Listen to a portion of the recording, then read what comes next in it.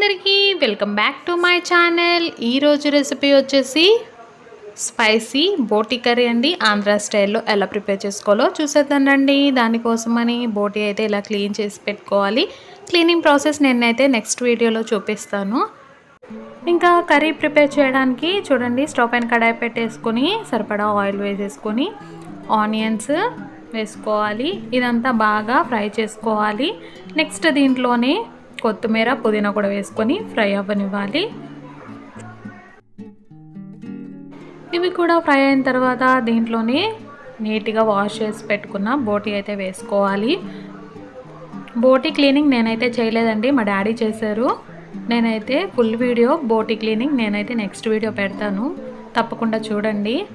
రాని వాళ్ళకైతే యూస్ అవుతుంది. చూడండి, బోటీ వేసిన తర్వాత ఇదంతా బాగా కలిపేసి కొంచెం సాల్ట్ వేసుకొని బాగా మిక్స్ చేసుకొని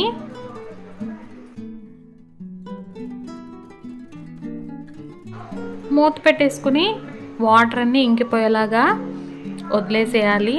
చూడండి, వాటర్ అన్నీ అయితే ఇంకిపోయాయి. ఇప్పుడు దీంట్లోనే కట్ చేసి పెట్టుకున్న 2 లేదా 3 టమాటాలు అయితే వేసుకోండి. 1 కిలో బోటీ కోసము 3 టమాటాలు అయితే వేసుకోండి. టమాటా కూడా వేసి మూత పెట్టేసి టమాటాలన్నీ మగ్గించుకోవాలి. చూడండి, టమాటాలు అయితే మగ్గిపోయాయి. ఇప్పుడు దీంట్లోనే స్పైసీకి తగ్గట్టు కారం అయితే వేయండి. కారము నాన్ వెజ్కి కొంచెం ఎక్కువగానే వేయాలి. నెక్స్ట్ చిన్న టీ స్పూన్ పసుపు అయితే వేసుకొని ఇదంతా బాగా మిక్స్ చేసుకోవాలి. ఈ కారం ఇదంతా పచ్చివాసన పోయేలాగా ఫ్రై చేసుకోవాలి.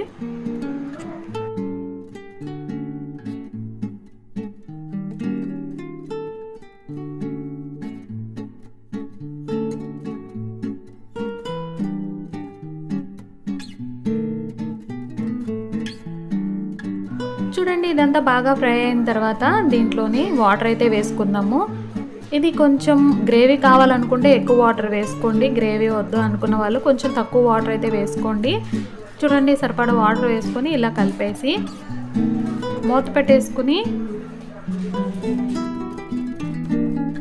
10 నుండి 15 నిమిషాల వరకు అయితే కుక్ చేసుకోవాలండి. ఈలోపు మసాలా అయితే ప్రిపేర్ చేసుకుందాము.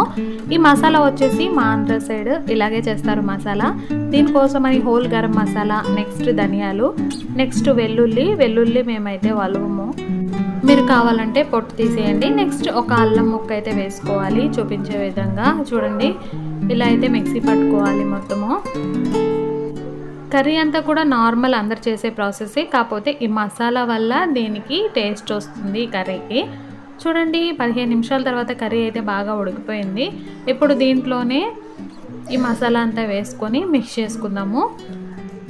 ఈ మసాలా స్పెషల్ ఏంటంటే ఈ బోటీ కర్రీ కొంచెం స్మెల్ వస్తూ ఉంటుంది కదా, అలా ఏమి రాకుండా ఉంటుంది ఈ మసాలా వల్ల. చూడండి, ఆయిల్ అంతా పైకి తేలే వరకు ఉడికించుకోవాలి. అంతేనండి, ఆంధ్ర స్టైల్ బోటీ కర్రీ అయితే రెడీ అయిపోయింది. చాలా అంటే చాలా బాగుంటుంది. ఇంకా వండడం కూడా చాలా సింపులే కదా, కడిగే ప్రాసెస్ మాత్రమే పెద్దగా ఉంటుంది, వండడం మాత్రం సింపుల్గా వండేసేయచ్చు. తప్పకుండా ట్రై చేయండి, మీరు కూడా ఎలా ఉందో కామెంట్ చేయండి.